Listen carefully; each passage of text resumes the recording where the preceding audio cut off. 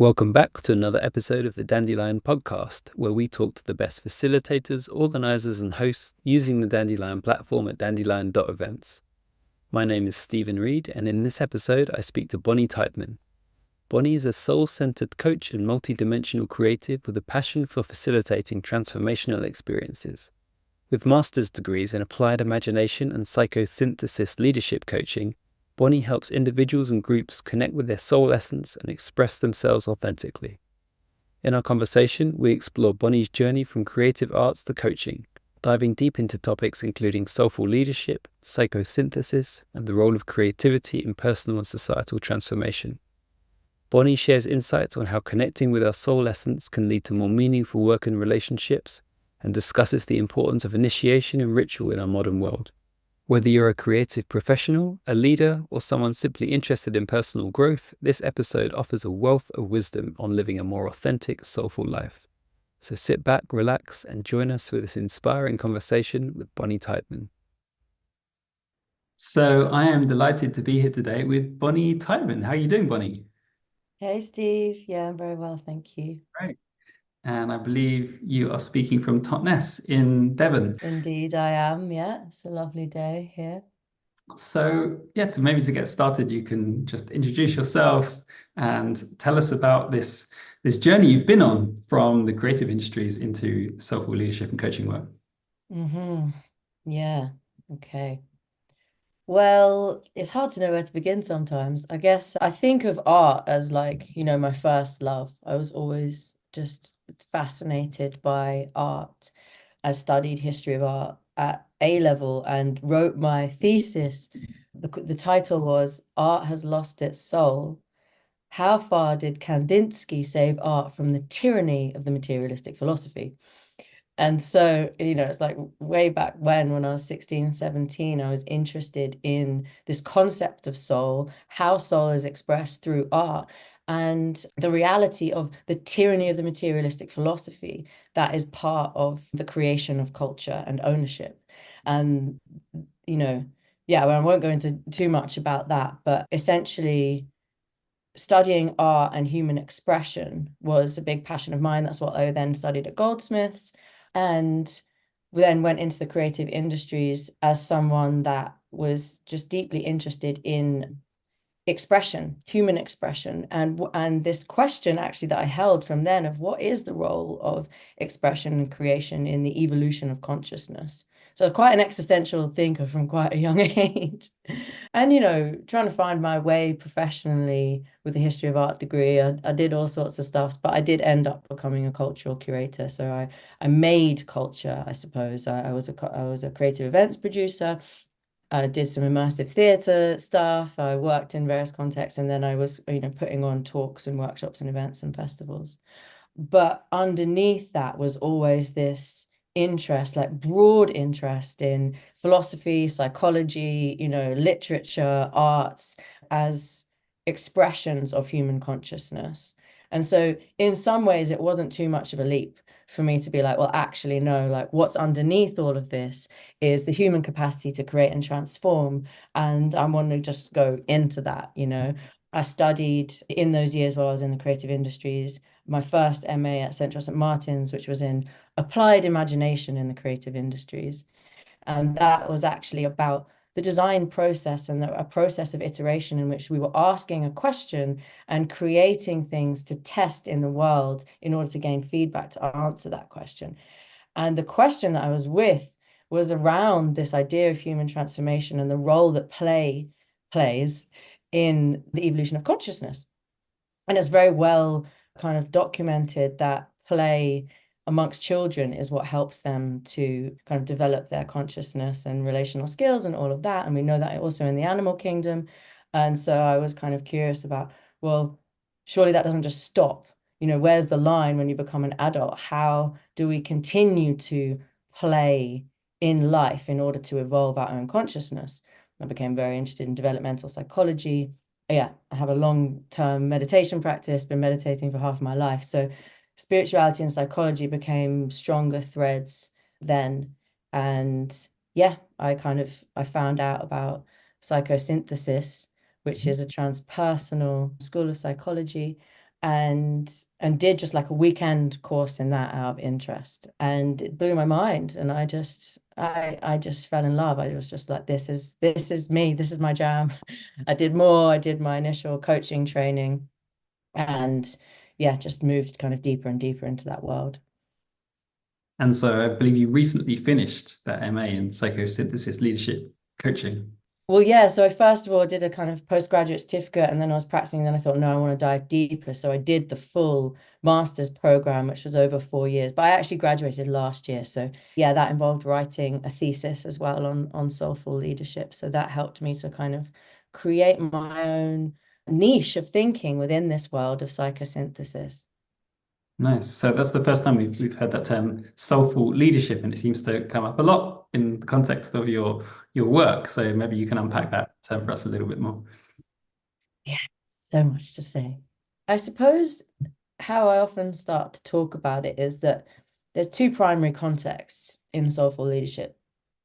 The first is the state of the world that we're in, which, is kind of, there's many crises at play. So people kind of term that, the polycrisis, these interlinking crises around mental health and, ecological and climate collapse and political division.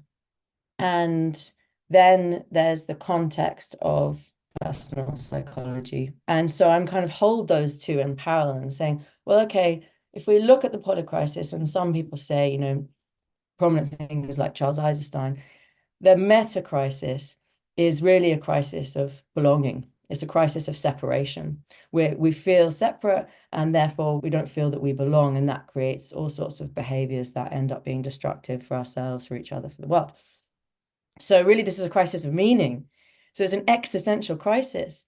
An existential crisis requires a psychospiritual approach because, when it comes to matters of meaning, it's actually not just about the mind and logic and reasoning and strategy. Meaning is a function of the soul, right? So meaning is actually beyond kind of logic and reason. And that's kind of where the seed of soulful leadership came from, in terms of my kind of like almost day-to-day coaching work. It is about helping people through moments of existential crisis, moments of change and challenge. And sometimes that's more severe in terms of spiritual emergence or spiritual emergency, and people really struggling to make sense of who they are and their place in the world. And sometimes it's more subtle. It's a sense of just general malaise or dissatisfaction, like, I've been doing this, I've ticked all the boxes, I've jumped through the hoops, but that's not the point. What's the point?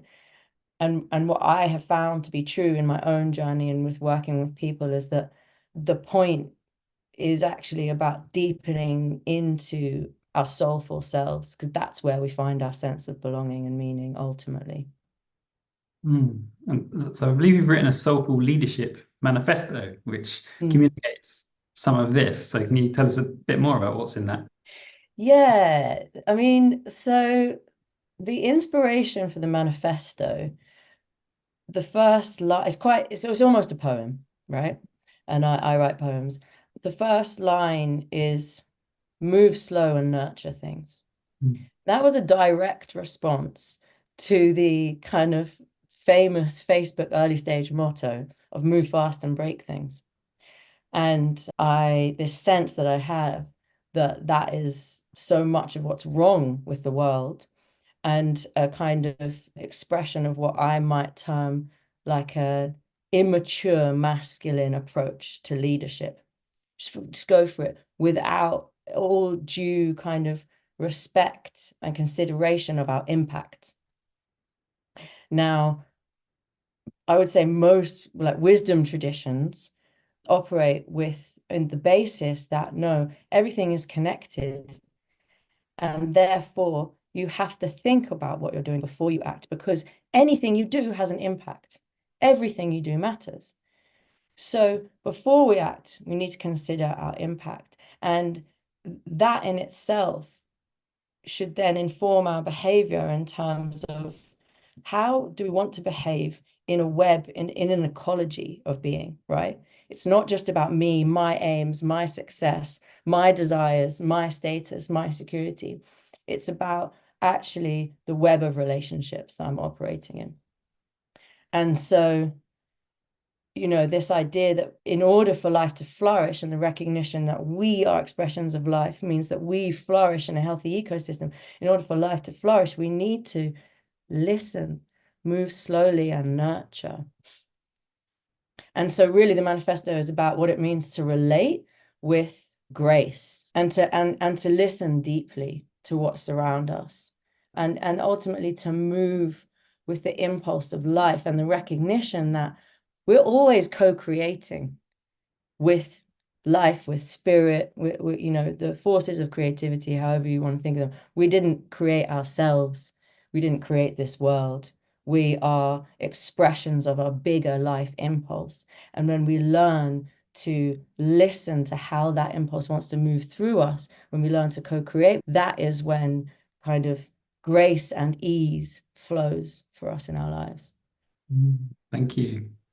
Now, I've seen another diagram on your personal website, which piqued my interest as well, which it's a compass actually, with 8 points, and the cardinal points are truth, beauty, freedom, and love.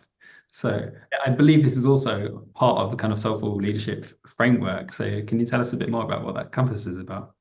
It is, yeah. So I just kind of took a thought for a walk, and it's actually a walk I'm still on years later. But funnily enough, these I call those 4 points, truth, beauty, freedom, and love, the appetites of the soul. And it actually came from the film Moulin Rouge, where one of the Bohemians is talking about the 4 Bohemian values of truth, beauty, freedom, and love. And I was like, hey, what if actually life was lived according to those values? What would that look like? And I just noodled on it. And it actually started to reveal a lot of depth and richness. And I put them on a compass because I recognize that there's relationships between them. So truth and beauty could be thought of in some ways as mirrors of each other, and various kind of philosophers have actually spoken about that. It's kind of established in human literature. Even people like Einstein, if the solution's not beautiful, it's not true. Like the mathematicians talk about that. So there's this idea that truth and beauty are related, that the truth is beautiful, and that what is beautiful tells us something about what is true, what the truth of this existence, of what it means to be here. And then freedom and love are also deeply related. And a lot of psychological and psychospiritual exploration is about the relationship between our capacity to open our hearts to love and also open our beings to freedom, right? And they're deeply entwined in many ways that I could go into. But so I was like, okay, this isn't just a little kind of fanciful thing. There's something here to work with. And I just continued to work with that. And I started to have this sense that actually these are deep and abiding values of humanity. And that although what we believe to be true and beautiful will change across time and space, that the pursuit of truth and beauty is abiding, and it's actually what drives culture. And similarly, although freedom and love might look like different things to different people, and there's internal and external dimensions to that, I do believe that humans are striving for those things, that everyone wants to be free and that everyone wants to be loved. So yeah, they became the seed for the soulful leadership philosophy. Okay, nice. So we've heard that there's this manifesto, there's this compass or map. Something else you mentioned on your site are some of the actual techniques that you engage in the sessions, which are both one-on-one and group sessions. I think I'll ask you about the group sessions in a bit, but certainly in the context of the one-on-one sessions, you say that you weave meditation, visualization, somatic inquiry, ritual, creative expression alongside dialogue. So I'd love to hear more about how and when you pick up these different tools and how they all have a part to play in your work. So I suppose within, the context that I hold of psychosynthesis or transpersonal psychology, there's this idea that there's different dimensions to our humanity. And so we talk about the personal and the transpersonal. So at one level, there's all of our personal psychology related to our survival personalities. And often we need to unpick that. And then at another level, there's the part of our beings that is connected to something greater than us, transpersonal, spirit, beyond. And what I find is that, dialogue in terms of like analysis and unpicking is happening at a certain level. But that if we want to experience another dimension of our being, the transpersonal, it's beyond that. And that's where creativity becomes really important, where we actually need to go beyond the mind, beyond what we think we know, in order to uncover, discover, reveal something to us in a different way. The soul speaks in symbols, right? And there's a simplicity and a precision to the language of the soul and the unconscious that comes through in symbol, metaphor, image making in a way that it can't come through the rational mind. So there's these different lenses. So sometimes, in a session, and actually, I always begin every session with a meditation that is inviting people to connect to the different dimensions of their being. So their body, physical body, their emotions, how they're feeling, their mind, what's happening at this level of the mind, at all these different levels. And then that place that's beyond body, feelings, and mind. And to drop into, even just very momentarily, the recognition that you are not just your body or your feelings or your mind, but that there is some mystery that has been holding those things together as your body has remade itself over and over again, and the weather patterns of your thoughts and emotions constantly fluctuate. What is that ground of being? I don't know. Meet me there. That's what I'm saying, right? Every time, meet me there. Meet me from that ground of being. And so we'll always begin with that. But sometimes I will invite a visualization in order to bring through some of that richness from the depths that I'm talking about, the symbolism. And it helps to reveal something for both of us about the nature of the being, something that they wouldn't be able to explain or even potentially know. Maybe this is a good chance to actually move into not just the one-on-one work, but the group work that you do, because you have your next Soulful Leadership group coaching journey coming up on Dandelion. When does that start? I don't have the dates with me right here, but The 22nd of September, I believe. right, Yes. fantastic. Yeah. So yeah, what can people expect from one of these group coaching journeys, and how do some of those other modalities come into that form? Mm-hmm. So the group coaching is a 3-month journey. So it's significant container in terms of the time. And that gives us a chance to really engage with a lot of the psychospiritual theories, some of which I've mentioned here, the different models from psychosynthesis, and to apply them in various ways to self-inquiry and also group inquiry. And so each kind of session tends to be a mix of a little bit of kind of, teaching, a transmission of knowledge, and also sharing, and then some kind of like creative exercises, maybe meditation, maybe visualization, maybe drawing, or sometimes writing, different ways to work with the material in oneself and to help it to reveal things. That's an online journey, and it moves towards an expression of what has been learned. So everyone's invited not just to be absorbing the material, but processing it, and then for there to be an output at the end. And so I think of that as like a showcase. And that feels really important to me because I talk about these different movements in consciousness, which is also related to the compass you mentioned earlier: self-awareness, self-acceptance, self-love, and self-expression. And awareness is always the cornerstone, it's always the starting point. But awareness itself doesn't necessarily create change. Many of us can be very aware of our patterns, very aware of our stuckness, and not actually mobilize. And so what I found is that there's a movement of acceptance, which is a softening to ourselves, where we're not just aware, but perhaps still judging, still in shame, or in some way in inner conflict around our patterns, we're actually open to accept those patterns. And within that, there's a kind of there's a softening that allows for space to emerge, which actually creates some change. And then there's a more active dimension which comes through when we move into self-love and self-expression. The way that I think of them, self-love is actively loving yourself. So there's an act of will there. I'm going to choose to love myself, even though it's difficult. I'm going to choose to move out of this story of being a victim and into this thing. It requires like coming into presence and really holding yourself.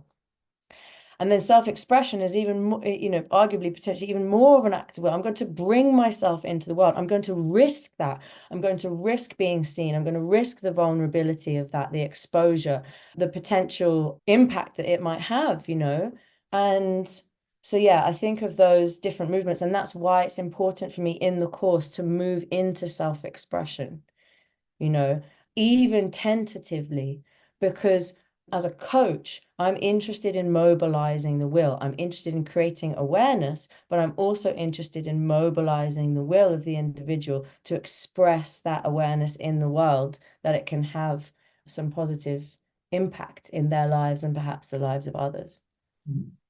Can you give us an example or a story maybe of someone that's been through that coaching journey and the kind of expression that they've discovered or unlocked?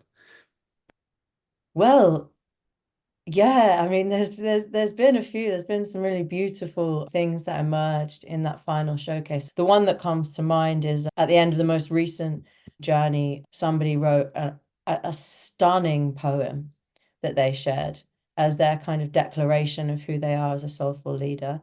And I do believe it was like the first kind of poetic expression that they'd ventured into. And it was really beautiful and it was moving. And it felt that, and I think this has been my experience of expression, something coalesced in his being in that moment, right?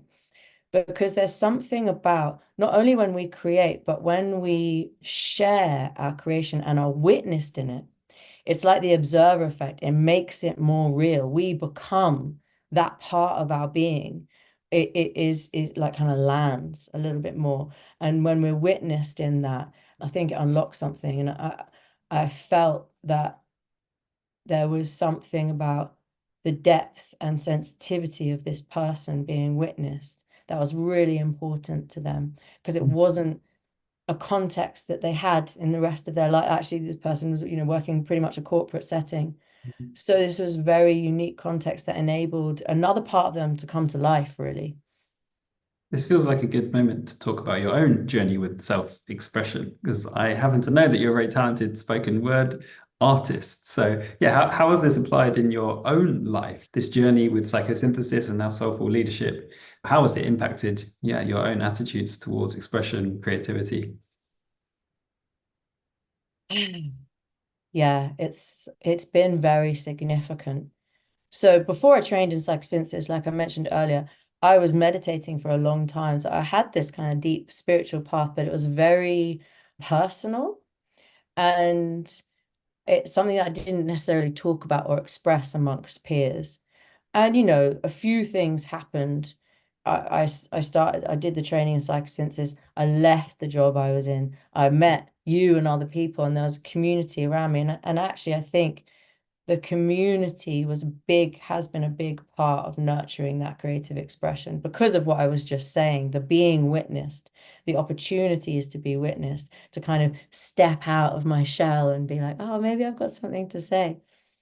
So what I'm saying is, everything that over these past few years has emerged from me poetically has been marinating in my being for years in terms of my deep explorations of like existential philosophy and Vedic literature and all of these things, but needed to be beckoned forth. And I think good friends do that for each other. And I had this sense for so long that I've got something to say, I've got something to give, I know all this stuff, like I want to share, I want to be seen, but was still, hiding.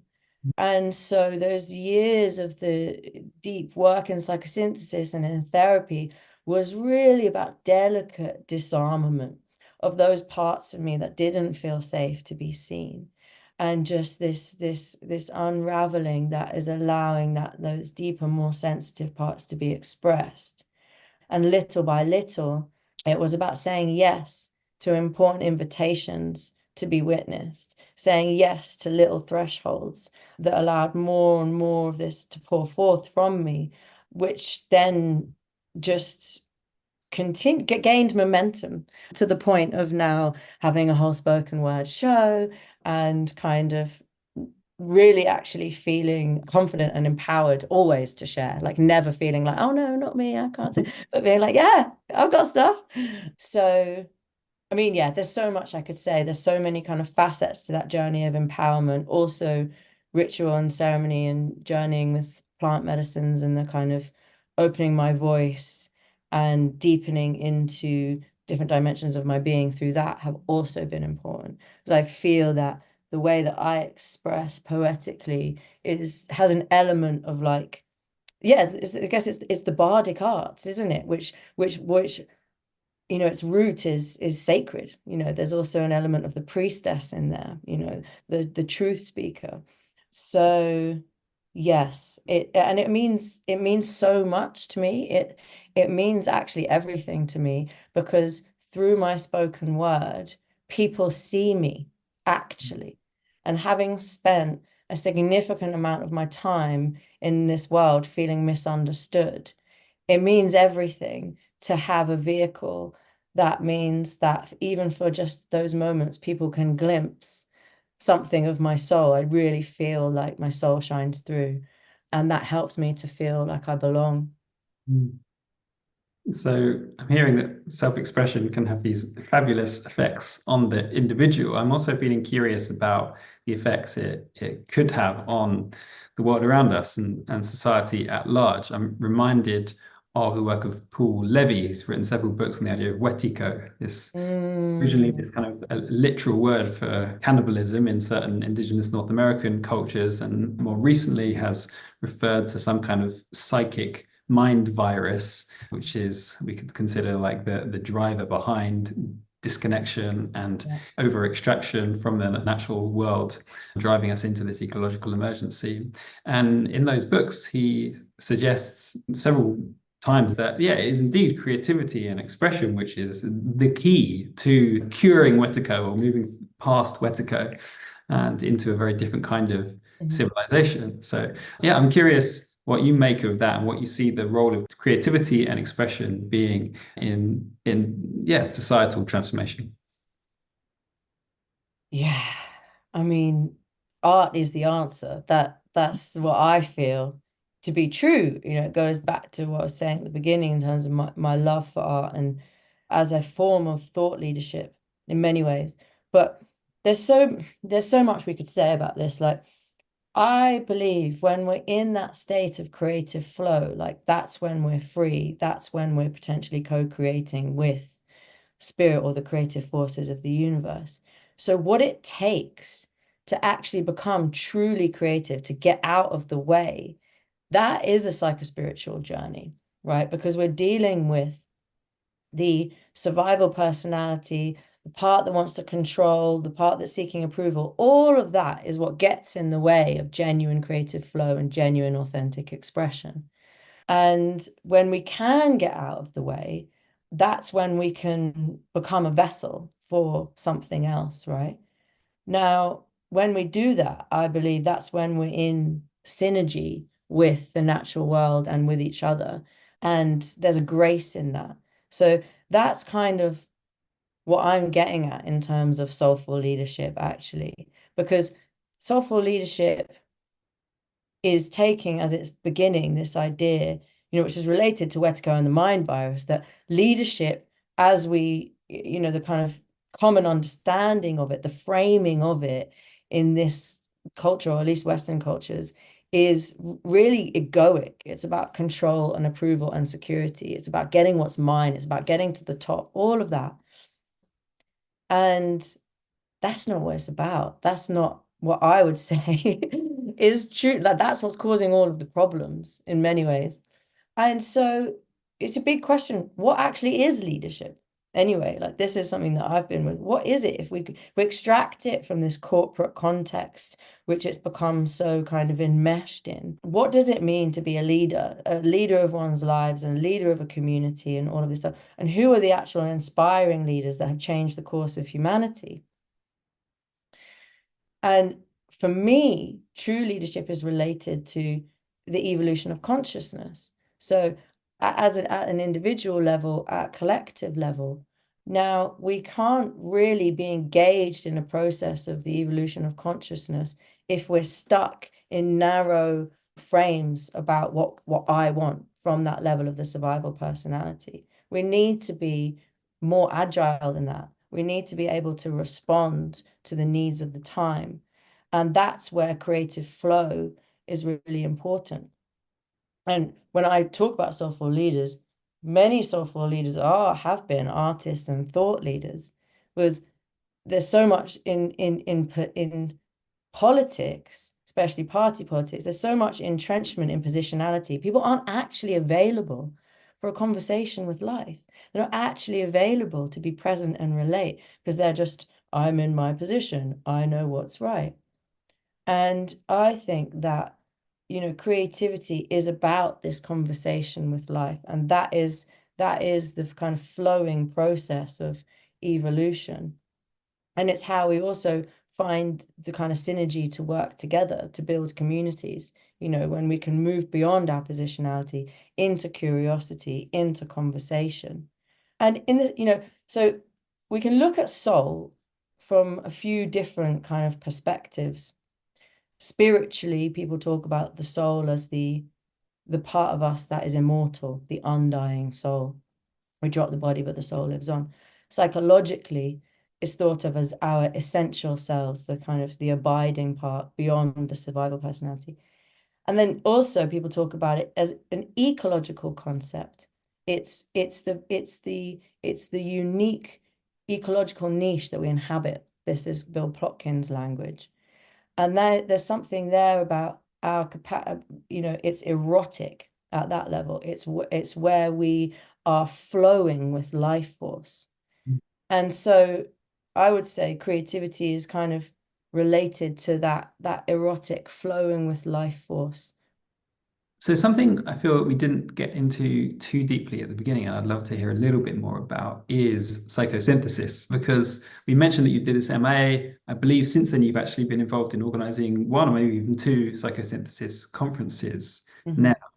And it seems clear that that's a really important part of the foundation of this work. So it's quite possible that our listeners haven't really heard of that term before. So maybe you could just explain that to us a little bit more, and what exactly is the relationship between psychosynthesis and soulful leadership. So psychosynthesis is a transpersonal psychology, or an integrative, holistic, and depth psychology that takes into account the whole human being, including their spiritual and soulful dimensions. And so it's very inclusive as a psychology. So all of what we might think of in kind of more, I don't even know what the term would be, but like mainstream psychology is included in psychosynthesis. And there's another dimension of the transpersonal. So essentially it's offering us frameworks to understand what does it mean to be a spiritual being having a human experience. And there's this idea that, we're crucified in life because we are both kind of connected to the infinite, to spirit, to, there's one field of consciousness and bliss, and we're inherently limited, we're incarnated, we're in a body. And so there's that paradox and that tussle, and that's kind of what defines this journey of humanity.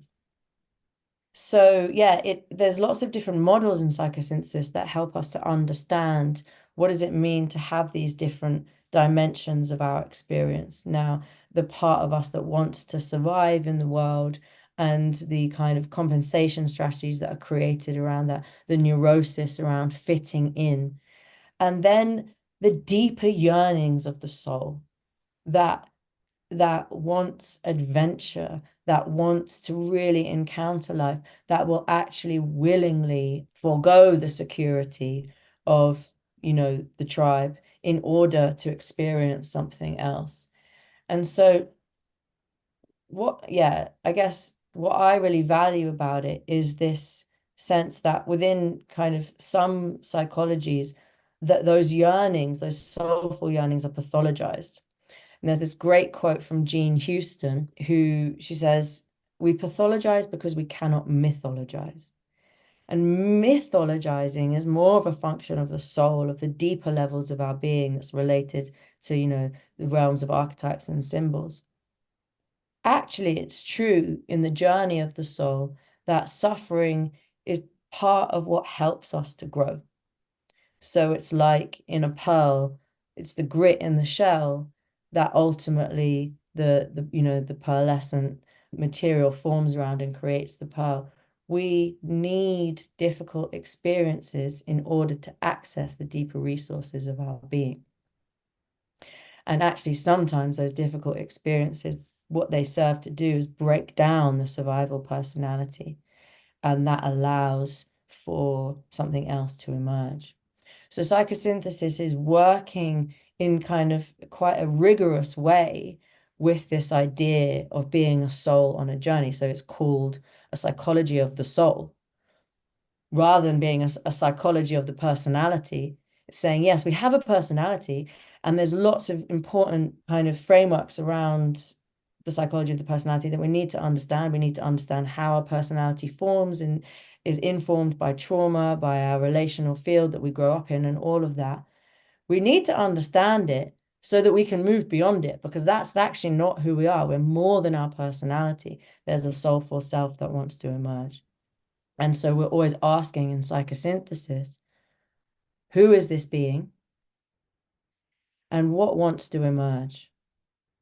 Who is the being most essentially is not who is the personality, what is the presenting issue, and the neurosis. It's who's behind the presenting issue and the neurosis. And what is it that wants to emerge from that being? What wants to be witnessed and expressed and seen and made real in the world? Okay, well, yes, we have a personality, but we also have a soul. So if we find ourselves in this moment of collective existential crisis, what do we need to, what is the necessary approach? What does it mean to be human? What do we actually want to create in the world? And we say, okay, well, we can see if we look through these lenses that actually a lot of the way that we're approaching the meaning of this life is from the personality, from this pursuit of control and approval and security.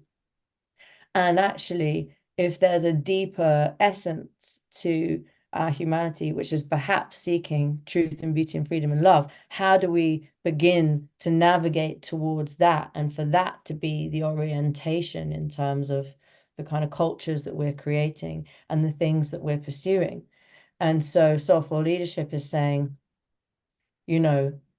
what about actually moving in a way where you're cultivating more truth and beauty, where you're experiencing more freedom and love, and maybe you're becoming a beacon for that, in your relational fields, and that's how you're leading. Maybe you're helping people through your own liberation, you're giving them permission to be more liberated, and that's leading us towards what I believe we kind of actually desire, rather than leading us towards, the destruction that we're currently moving towards. So there's just so much I could say about it. Like, something I was writing recently was, there's no safety in conformity within a suicidal culture. And that's quite strong language, but ultimately our kind of culture is suicidal. And so it's not safe to conform. So that's why we need to become authentic. Now, what does it mean to be truly authentic? It means to be living in our soulful selves, which means to be unburdened by the neurosis of fitting in. And that again relates to some of these models in psychosynthesis around, where are we coming from? Where are we motivated? Are we motivated by our desire for approval, or are we motivated by a deeper moral imperative, And I really believe, and that was that we are in a friendly universe, and that humans are inherently good, and that there is, when we are balanced and healthy in ourselves, a moral imperative to do good, because there's a recognition that we're connected. There's a recognition that if I'm doing harm to you or to the trees outside, I'm actually harming myself. In seeking some kind of resolution to the meta crisis, do you feel that ultimately we all need to become soulful leaders, or at least perhaps kind of soul connected, fluent in the language of the soul? How would you put it? I think that's what we're being asked to move towards, you know. I think that's like, so if we look at it on an individual level, when someone is having a crisis of meaning and seemingly their world is falling apart, things are breaking down, maybe their marriage is breaking down, maybe they're losing their job, things are, they're sinking. What is actually being asked by those circumstances is this surrender to another way of being, the recognition that, okay, these old ways aren't working, actually I'm causing harm, and maybe there's more to discover. And actually, people talk about the dark night of the soul. That unraveling is necessary to some degree in order for those deeper resources to be accessed, right? So life will present us with initiations in order that we can evolve and transform, I believe. And, you could look at that, you could, similarly, if we look at the state of the world as a state of collective existential crisis, arguably that, I mean, it's existential also in the sense that, like, we are facing our own demise. So what are we going to do? And I don't have answers to, like, what how to change everything. I don't claim to know that. But what the conclusions that I've come to is that whether we're, hospicing culture or midwifing it, the same things are important: truth, beauty, freedom, and love. Authentic expression, artistry, caring, like the same things are actually, like, when it comes down to it, the same things are always important. So living from that place of deep connection, of, soulful expression, and of, like, tending to the web of relating around us is the right thing to do no matter what's going to happen. And that's how I'm trying to live. Thank you. So I think we're pretty close to time now. So maybe I'll end by asking you, what advice would you give to someone who feels called to explore their own soul essence and isn't sure quite where to start? Yeah, lose yourself. Get lost, however you know how to get lost. Dancing, ecstatic dance, singing, kirtan, devotional practices are good. Go into the wilderness, go walking in the woods. Ecstatic experiences of flow, go climbing, you go, painting, whatever is a pathway for you to that experience of some form of loss of self through flow or through transcendence. Start there. Get out of your comfort zone. Like, that's the thing, our comfort zones are actually smothering us, trapping us. So if that feels edgy, it feels edgy to go to a gong bath, go to a gong bath, see what happens in consciousness, whatever it is that can disrupt the well-trodden paths that you have developed, that is what might take you into a new experience. Actually makes me think of the way in which many indigenous cultures did indeed have very important initiation ceremonies for their young people, which is something that's been almost entirely lost in Western culture, where, like, the best we get as for an initiation is getting drunk with your mates down the pub when you finish high school or something like this. And do you sense that ultimately it will be important to rediscover some of these initiatory practices for, well, maybe not just our young people, but people throughout different important stages of life? 100%. This is really what matters, I feel. Because, they say there's the first birth, there's the coming into the world, And then that's the birth of the body, and then, you know, all of the learning of the personality that is informed by our surroundings. Then this midwifing of the soul, as it were, the second birth, happens through initiation. And some cultures knew that or know that. And like you're saying, we've lost that practice. So, you know, what I think happens, and what was true for me in my life, is that there's a desire for that initiation, or there's a desire for that deeper encounter with life that ends up being potentially quite dangerous, because for me, I was pushing at the edges. So I was getting mixed up in, you know, the underworld, essentially, drugs and intense experiences, because I wanted to feel alive, because I knew there was more, because I was seeking something more than what had been presented to me as life. At another level, I knew there's more to life than this.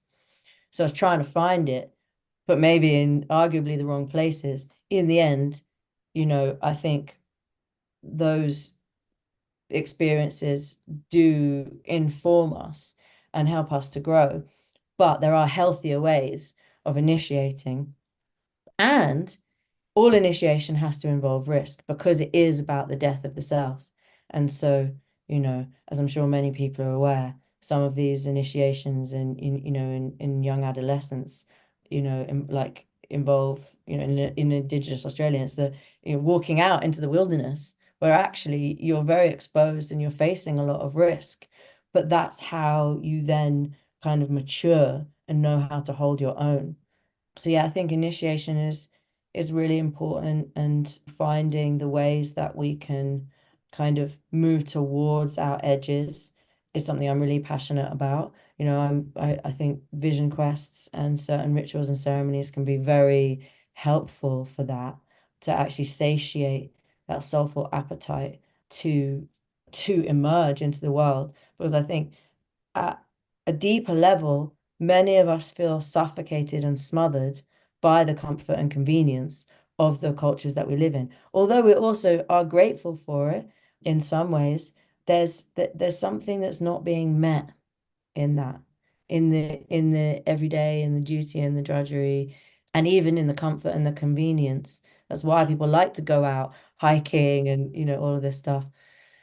So yeah, I'm a big advocate for initiation, and I'm seeing, maybe just because I'm moving more into that, but more and more people offering different ways of experiencing soulful awakening. Yeah. And a soulful leadership coach like yourself would probably be a good person for anyone who's seeking that initiation to be in touch with, and indeed anyone that's kind of wants to lean more into their soul essence. Yeah. So how can people find out more about you and your work? Yes, so I have some events on Dandelion at the moment, Soulful Leadership. The 3-month journey starts in September. And then my website is soul-beam.com, where you can find out a bit more about my one-to-one practice. And soul.beam on Instagram. Yeah, I also have a YouTube channel with some of my poems, and a bonnytydeman.com website, which is my spoken word website, if people are interested in that. I was hoping you were going to mention that one, or I was going to mention it if you didn't. Mm. So yeah, I absolutely love Bonny's spoken word. So anyone listening to this, yeah, please do check that out alongside all of her coaching work. Great. Well, thank you so much for today, Bonny. Any final reflections or thoughts you'd like to leave us with? No, yeah, thanks, Steve. Reflections or thoughts. I would say, to your earlier question of how do I access soulfulness, the quickest, the easiest way would just be to stop and notice beauty. Just stop whatever you're doing and see if you can find something that's beautiful. That is often like a shortcut to an experience of soulfulness. Well, there we go. That's a fantastic final invitation to our listeners. So please stop listening and find that beautiful thing in your surroundings. And yeah, we'll see you next time on the Dandelion podcast. Thanks very much, Bonny. Thanks.